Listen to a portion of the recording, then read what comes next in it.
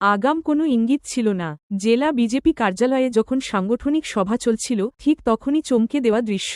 CPIM সহ বিভিন্ন রাজনৈতিক দল ছেড়ে একসঙ্গে ১৪ পরিবারের মোট ৬১ জন ভোটার বিজেপিতে যোগদানের সিদ্ধান্ত ঘোষণা করেন। হঠাৎ এই দলে ভিড় বাড়ায় সভাকক্ষে মুহূর্তে অন্য আবহ।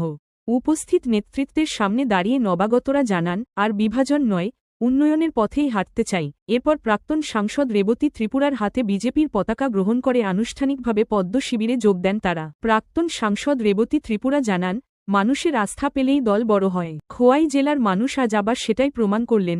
তিনি নবাগতদের দলের নীতি, আদর্শ ও সংগঠনের শৃঙ্খলার কথা তুলে ধরে স্বাগত জানান। এদিনের অনুষ্ঠানে উপস্থিত ছিলেন খোয়াই জেলার একাধিক গুরুত্বপূর্ণ নেতৃত্ব।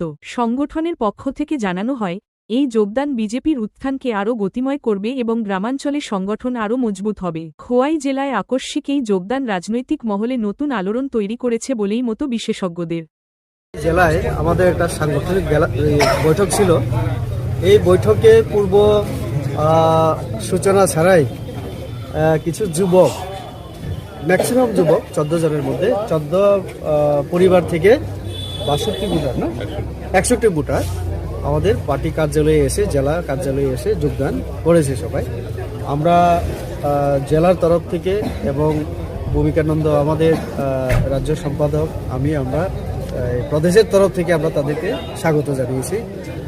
এখানে জেলা নেতৃত্ব মণ্ডল অনেকেই আছেন, তো তাদের কথা তারা অনেকে মাথায় ছিল এবং কিছু যুবক আছে তারা বামপন্থী পরিবার থেকে, তো তারা স্বেচ্ছায় আজকে পূর্ব কোনো ইনফরমেশন ছাড়াই তারা আজকে আমাদের দলে যোগদান করেছে।